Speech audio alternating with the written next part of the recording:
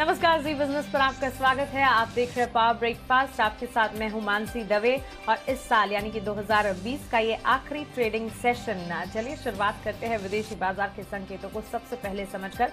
वैसे तो बड़े सारे बाजार में छुट्टियों का माहौल ही चल रहा है, लेकिन सबसे पहले अगर एसजीएक्स निफ्टी आपके टीवी स्क्रीन पर हम लेकर आए और आपको बताएं वहां पर किन लेवल्स पर ट्रेड देखने को मिल रहा है। करीब 13,975 के आसपास एसजीएक्स निफ्टी में कामकाज आप देखेंगे।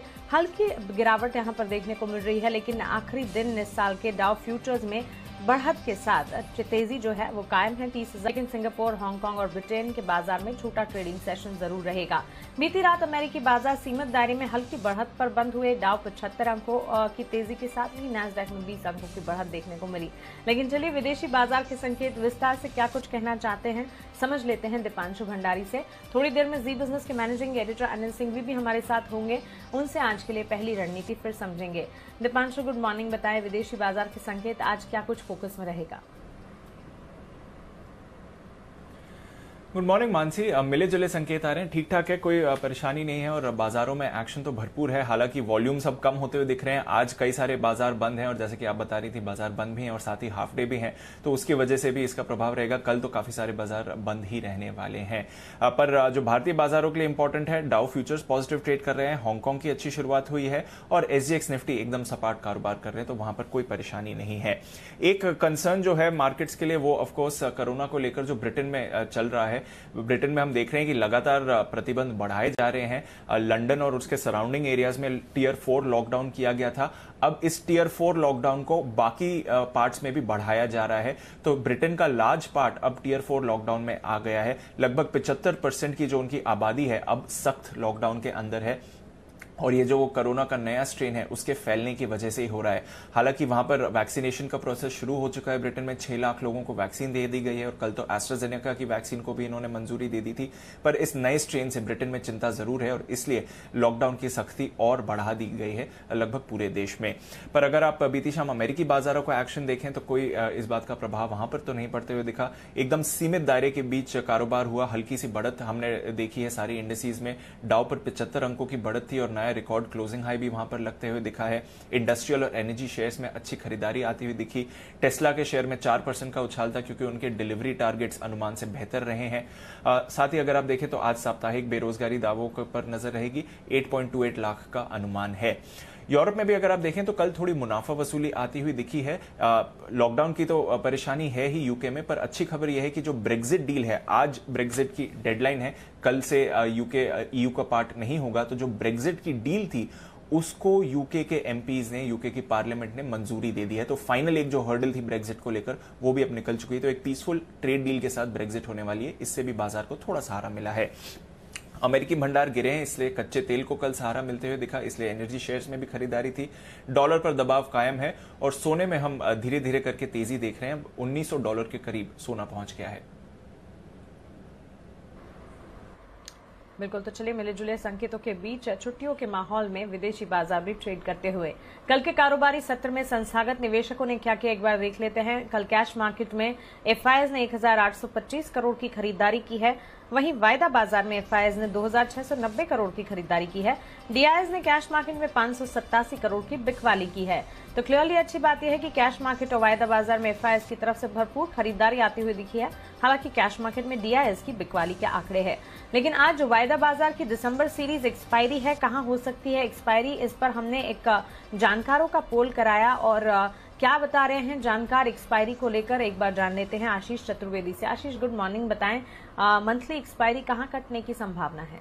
बिल्कुल, गुड मॉर्निंग मानसी। देखिए, जानकारों का मानना है कि जो तेजी है, जो अप ट्रेंड है, वो आपको बाजार में बरकरार देखने को मिलेगा। हालांकि एग्जैक्ट एक्सपायरी कहाँ होगी ये तो आपको ओपनिंग के बाद ही अनुमान लगा सकते हैं। लेकिन सबसे पहले जो निफ्टी के स्तर है इसके ऊपर गौर कर लेते हैं। यहाँ पर करीब 46% बाजार के जानकार ये मान रहे हैं कि 14,050 एक शुरुआती रेजिस्टेंस के तौर पर काम कर सकता है और यहाँ से भी अगर अच्छे वॉल्यूम्स के साथ खरीदारी देखने को मिली तो हो सकता है कि आगे भी तेजी देखने को मिले, जिसके चलते 31% मान रहे हैं कि 14,050 के ऊपर भी एक्सपायरी होने की संभावना है। केवल 23% बाजार में जानकार ऐसे जो मान रहे 13,950 से लेकर 14,000 के बीच में एक्सपायरी होगी। वहीं निफ्टी बैंक की अगर आप बात करें तो करीब 54% बाजार के जानकार जो है मान रहे 31,100 यानी 31,400, जो कल के ऑलमोस्ट लास्ट आवर की ट्रेडिंग रेंज है, इसके आसपास एक्सपायरी देखने को मिलेगी। 29% बाजार के जानकार थोड़ी और तेजी का अनुमान लगा रहे, मान रहे 31,700 तक निफ्टी बैंक जा सकता है और केवल 17% ही ऐसे हैं जो मान रहे कि हल्की गिरावट आपको देखने को मिलेगी। कुल मिलाकर देखा जाएगा मानसी तो जो अप ट्रेंड है, तेजी है, वो मार्केट में बरकरार देखने को मिलेगी। बिल्कुल आशीष, शुक्रिया ये जानकारी के लिए और हमारे साथ जुड़ने के लिए। तो तेजी का अप ट्रेंड और मार्केट में तेजी बरकरार रहने की पूरी संभावना है। आगे बढ़ते हैं और सीधा रुख करते हैं हमारे स्पेशल सेगमेंट का, जहां हम रोज बात करते हैं जी बिजनेस के मैनेजिंग एडिटर अनिल सिंघवी से।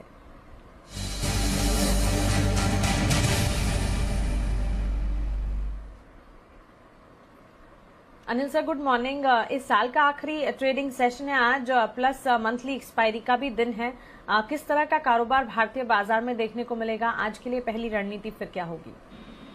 Good morning Mansi. देखिए, अच्छा कारोबार रहने की उम्मीद आज भी आप कर सकते हैं। हालांकि हम बड़े अहम लेवल और बड़े अहम दिन पर हैं, जहां पर आज मंथली एक्सपायरी भी होनी है, साल का भी आखिरी ट्रेडिंग सेशन है और पूरे इस दशक का भी आखिरी ट्रेडिंग सेशन है। तो जो शुरुआत होनी चाहिए वो आपको मजबूती के साथ होती हुई दिखेगी। कल 14,000 के बेहद नजदीक पहुंचे, आज भी एक बार अटेम्प्ट होगा 14,000 के आसपास पहुंचने का या उसको पार करने का, और अगर पार कर लें तो कोई बड़ी बात भी नहीं है, क्योंकि बिल्कुल नजदीक है। वहां पर फ्लोज मजबूत है, बाकी सारे ट्रिगर्स बढ़िया है। सिर्फ एक ही दिक्कत है कि आज पार्टिसिपेशन थोड़ा सा कम रहेगा, ज्यादातर ग्लोबल मार्केट्स बंद हैं और जो कुछ खुले हैं वहां पर भी आधे दिन का कारोबार है और वॉल्यूम्स कम रह सकते हैं। तो इन सबके बीच में एक मजबूत ट्रेडिंग सेशन रहने की आप उम्मीद कर सकते हैं और दोनों तरफ आप आज भी ट्रेडिंग के मौके देखेंगे ठीक कल की तरह।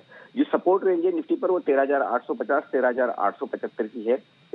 इस रेंज में एक बढ़िया खरीदारी का मौका दिन के लिए पिछले 2 दिनों से इस रेंज में बाजार मौका दे रहा है। ऊपरी स्तरों पर 14,025 14,075 की रेंज है, जहां तक निफ्टी जाने की कोशिश कर सकता है, क्योंकि मंथली एक्सपायरी का दिन है, डेटा बहुत है और सेकंड हाफ में एक्सपायरी के चलते एक्शन थोड़ा बढ़ सकता है। बैंक निफ्टी का जहां तक सवाल है, 31,000 का लेवल पिछले 2 दिनों से बैंक निफ्टी होल्ड कर रहा है और वहीं से रिवर्स कर रहा है।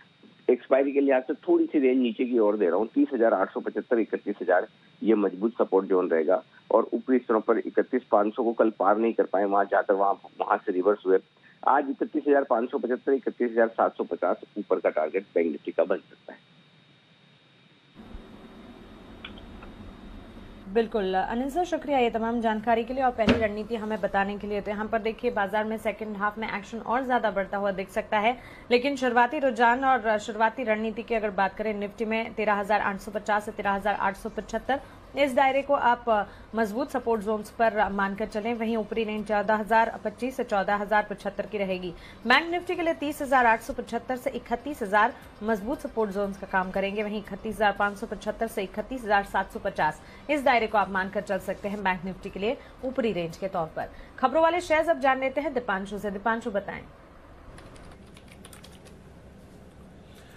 खबरों वाले शेयर्स की बात करें उससे पहले एक बार ट्रिगर्स भी देख लेते हैं। आज कुछ अहम ट्रिगर्स हैं, हालांकि साल का आखिरी दिन है, पर फिर भी जो पार्शियल क्रेडिट गारंटी स्कीम है इसकी समय सीमा आज खत्म हो जाएगी। एमटीएनएल बॉन्ड से लगभग 2140 करोड़ जुटाने को शेयरधारकों की मंजूरी के लिए बैठक होगी। रेल मंत्री आज दोपहर 12 बजे IRCTC की नई वेबसाइट लॉन्च करेंगे, वहां पर भी नजर रखिए। और प्रधानमंत्री मोदी एम्स राजकोट गुजरात की फाउंडेशन स्टोन लेइंग सेरेमनी करेंगे 11 बजे सुबह, तो वहां पर भी नजर रहेगी। एस्ट्राजेनेका फाइजर ये दोनों फोकस में रहेंगे। एस्ट्राजेनेका की वैक्सीन को SEC की बैठक में कल शाम जो बैठक हुई वहां पर तो मंजूरी नहीं मिली, कुछ एडिशनल डिटेल्स मांगी गई हैं। भारत बायोटेक की कोरोना वैक्सीन के लिए भी कुछ एडिशनल डिटेल्स मांगी गई हैं। 1 तारीख यानी कि कल फिर से बैठक होने वाली है वैक्सीन के अप्रूवल को लेकर। वेदांता पर नजर रखिए।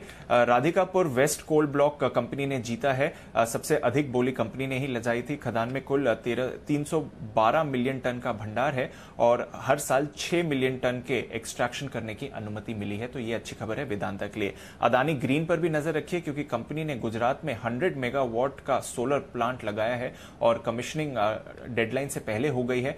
इसके साथ ही कंपनी की जो टोटल रिन्यूएबल कैपेसिटी है वो लगभग 3000 मेगावाट पहुंच चुकी है। भारत इलेक्ट्रॉनिक्स और भारत डायनामिक्स ये दोनों ही फोकस में रहेंगे। बड़ी खबर आती हुई दिख रही है, सरकार की तरफ से जो आकाश मिसाइल डिफेंस सिस्टम है उसके एक्सपोर्ट के लिए कैबिनेट से मंजूरी मिल चुकी है। भारत इलेक्ट्रॉनिक्स और भारत डायनामिक्स ये दोनों कंपनीज इसके इंटीग्रेशन का काम करती हैं। एक कंपनी एयरफोर्स के लिए करती है, दूसरी कंपनी आर्मी के लिए करती है, तो दोनों कंपनीज को इसका फायदा होगा। ये जो एक्सपोर्ट की मंजूरी मिली है ये काफी बड़ी चीज है, क्योंकि ये कंप्लीटली भारत में डेवलप करी गई मिसाइल है जो कि 25 किलोमीटर की रेंज में सरफेस टू एयर टारगेट्स को टारगेट करती है। इसके साथ ही ये जो एक्सपोर्ट क्लियरेंस मिली है ये बड़ा स्टेप इसलिए है क्योंकि भारत का टारगेट है कि आने वाले सालों में डिफेंस एक्सपोर्ट से $5 बिलियन की कमाई होनी चाहिए। आईडीबीआई बैंक ये फोकस में रहेगा क्योंकि आईडीबीआई फेडरल लाइफ इंश्योरेंस में बैंक की 23% हिस्सेदारी बेचने की योजना है। बेल्जियम की एजिस इंश्योरेंस को बेचने की बातचीत अंतिम चरण में चल रही है। एजिस इंश्योरेंस की ऑलरेडी 26% हिस्सेदारी है जो अब बढ़कर 49% हो जाएगी। इससे आईडीबीआई बैंक को लगभग 600 करोड़ मिलेंगे और 4% और हिस्सेदारी ये फेडरल बैंक को बेच सकते हैं। फिलहाल आईडीबीआई फेडरल में आईडीबीआई बैंक का 48% हिस्सा है और फेडरल बैंक का 26% हिस्सा है। Jubilant food, burger king, Westlife speciality यहां पर भी नजर रहेगी क्योंकि खबरें आ रही हैं कि जो महाराष्ट्रीय रेस्टोरेंट एसोसिएशन है वो कह रही है कि आज रात कोई भी होम डिलीवरी 11 बजे के बाद नहीं की जाएगी। तो आखिरी ऑर्डर 10:30 बजे लिया जाएगा और उसके बाद कोई भी होम डिलीवरी नहीं की जाएगी खाने की, क्योंकि गवर्नमेंट की तरफ से कोई क्लैरिटी नहीं है कि जो नाइट कर्फ्यू है वो होम डिलीवरीज खाने की उसको भी अफेक्ट करता है या नहीं। तो एज अ प्रिकॉशनरी स्टेप आज रात कोई भी 11 बजे के बाद होम डिलीवरी नहीं होगी खाने की। केमकॉन यहां पर नजर रखिए। प्लूटस वेल्थ मैनेजमेंट ने 10 लाख शेयर्स 428.5 पर शेयर के भाव पर खरीदे हैं और मैक्स फाइनेंशियल यहां पर promoter max ventures investment holding ने ओपन मार्केट में कंपनी के लगभग 3.5 लाख शेयर्स बेचे हैं। इनकी हिस्सेदारी अब 17.36% से घटकर 17.26% हुई है। बिजनेस के खास शो बाजार आज और कल में एचडीएफसी सिक्योरिटीज के वीके शर्मा ने ऑप्शन की दमदार रणनीति बताई है, पहले वो देख लीजिए। दो जो स्टॉक हमेशा की तरह मैं दे रहा हूं उनमें से सब बड़े स्टॉक ही हैं और पहला जो स्टॉक है वो आइशर। तो आइशर के अंदर आप जनवरी का, मैं अक्सर उसी महीने का देता हूं, करंट महीने का, पर अभी मैं आज जनवरी का दे रहा हूं बिकॉज आवश्यक नहीं कि आपको जो प्रॉफिट है वो कल ही आए, हो सकता है ऑप्शंस के अंदर 2 या 3 दिन के अंदर वो हरकत देखने को मिले। तो आप जनवरी का 2600 कॉल आइशर में ले सकते हैं 79 रुपए पे, 89 रुपए पे, माफ कीजिए। स्टॉप लॉस रहेगा 73 रुपए का और आपका टारगेट रहेगा 110 का। दूसरा जो स्टॉक है वो मैं बहुत बार पहले भी रिकमेंड कर चुका हूं, इन्फोएज यानी naukri.com, और उसके अंदर आप जनवरी का जो कॉल है वो ले सकते हैं 222 रुपए 90 पैसे, स्टॉप लॉस 218 और टारगेट रहेगा आपका 232। जो कॉल है वो आप 4800 की है। चलिए, तो 2 इंपॉर्टेंट कॉल्स आपके पास आइशर मोटर्स और इन्फोएज पर आ चुकी है। हर रोज शाम 7:30 बजे हम हमारी एक खास पेशकश बाजार आज और कल आपके लिए लेकर आते हैं, जहां पर दिन भर के क्या एक्शन रहा मार्केट में, साथ ही वीके शर्मा साहब अपनी ऑप्शन की दमदार स्ट्रैटेजी भी बताते हैं। तो अगर शेयर बाजार में ट्रेड करके मुनाफा कमाना है, हमारी एक खास पेशकश हर रोज शाम 7:30 बजे देखना बिल्कुल ना भूलें। कुछ इंपॉर्टेंट ट्रेडिंग कॉल्स अब जान लीजिए। इनफैक्ट कई सारी ट्रेडिंग कॉल्स हैं और सारी खरीदारी की है आज के लिए। चॉइस ब्रोकिंग से शुरुआत करेंगे। आईआरसीटीसी में खरीदारी की राय 1480 के टारगेट्स को ध्यान में रखें, 1404 का स्टॉप लॉस लगाएं। निर्मल बैंक सिक्योरिटीज का मानना है कि डाबर में खरीदारी की जा सकती है 532 के स्टॉप लॉस के साथ, 548 का टारगेट मानकर चलें। ग्रासिम में भी खरीदारी कीजिएगा, 955 के लक्ष्य को ध्यान में रखें, 922 का स्टॉप लॉस लगाना होगा। आनंद राठी सिक्योरिटीज की राय बिरला कॉर्प पर है, 710 के स्टॉप लॉस के साथ 770 के टारगेट्स को ध्यान में रखते हुए खरीदारी का मन बनाया जा सकता है। गोदरेज कंज्यूमर प्रोडक्ट्स पर खरीदारी की राय आनंद राठी सिक्योरिटीज का मानना है 730 के स्टॉप लॉस को यहां पर लगाएं और 775 के लक्ष्य आपको देखने को मिल सकते हैं। वहीं एक्सिस सिक्योरिटीज अगेन डाबर पर खरीदारी दे रहे हैं। इनका भी मानना है कि डाबर में तेजी की गुंजाइश है, 550 के लक्ष्य को ध्यान में रखें, 531 का स्टॉप लॉस लगाएं। वहीं वर्लपूल में 2690 के लक्ष्य को ध्यान में रखते हुए 2600 के स्टॉप लॉस के साथ आपको खरीदारी ही करनी है। अब हमारी टेक्निकल एक्सपर्ट सिमी भौमिक हमारे साथ जुड़ गई हैं। सिमी, गुड मॉर्निंग, स्वागत है आपका जी बिजनेस पर। सबसे पहले इंडेक्स पर आपका नजरिया और साथ ही स्टॉक स्पेसिफिक रिकमेंडेशन भी बताएं। Very good morning Mansi. Index में सबसे पहले ये बताऊंगी कि निफ्टी में अच्छा मोमेंटम का देखने को मिला था एकदम फैगन में, पर कहीं ना कहीं क्लोजिंग 14,000 से 14,000 के आसपास ही आया था। पर मुझे लगता है कि 14,000 से 14,20 ये निफ्टी के लिए अभी एक मेजर रेजिस्टेंस एरिया हो जाएगा। हो सकता है निफ्टी आज ये रेंज पार न करे, तो यही मेरा रेजिस्टेंस है। तो अगर निफ्टी अच्छा खुलेगा और 14,000 के आसपास ही खुलेगा, जितना नजदीक खुलेगा उतना ही ट्रेड लेना बहुत मुश्किल होगा मानसी। मैं अभी भी बाई कॉल ही सजेस्ट करूंगी, पर 14,000 के आसपास खुलने से रिस्क रिवॉर्ड फेवरेबल नहीं होगा। तो मेरे ख्याल से मार्केट अगर सुस्ती में खुलता है या थोड़ा बहुत डिप दिखाता है इंट्राडे में, तो ही उस डिप में खरीदारी करने का सलाह होना चाहिए। डिप कहीं पे भी मिलता है, मुझे नहीं लगता है कि अभी 13,900 से नीचे निफ्टी जाके सस्टेन करने वाला है। तो जो भी डिप मिलता है तो खरीदना पड़ेगा।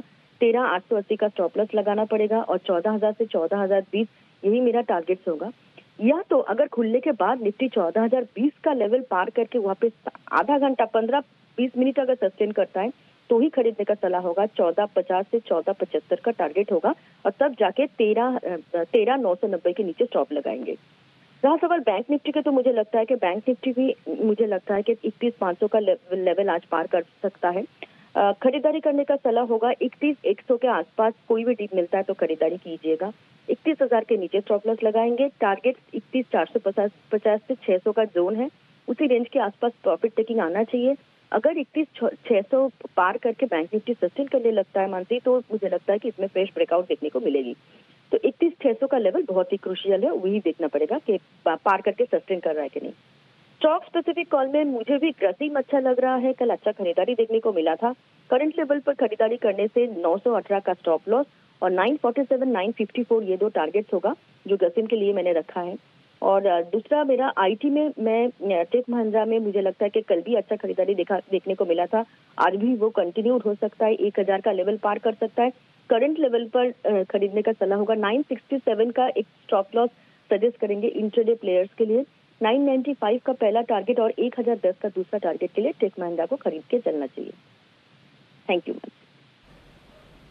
बिल्कुल सिमी, शुक्रिया ये जानकारी के लिए और हमारे साथ जुड़ने के लिए। तो ये तो हुई इक्विटी मार्केट्स की बात, लेकिन कमोडिटी बाजार का जायजा लेते हैं। हमारे साथ एंजल कमोडिटी के डीवीपी अनुज गुप्ता जुड़ गए हैं। अनुज जी, गुड मॉर्निंग, स्वागत है आपका जी बिजनेस पर। सबसे पहले बुलियन मार्केट, गोल्ड पर अपना नजरिया और साथ ही फिर कच्चे तेल की चाल पर भी आज के लिए अपना आउटलुक आप बताएं। गुड मॉर्निंग मानसी जी। देखिए, साल का लास्ट दिन है और हम देखें तो गोल्ड कंटिन्यूसली पॉजिटिव साइड में जाता हुआ दिख रहा है।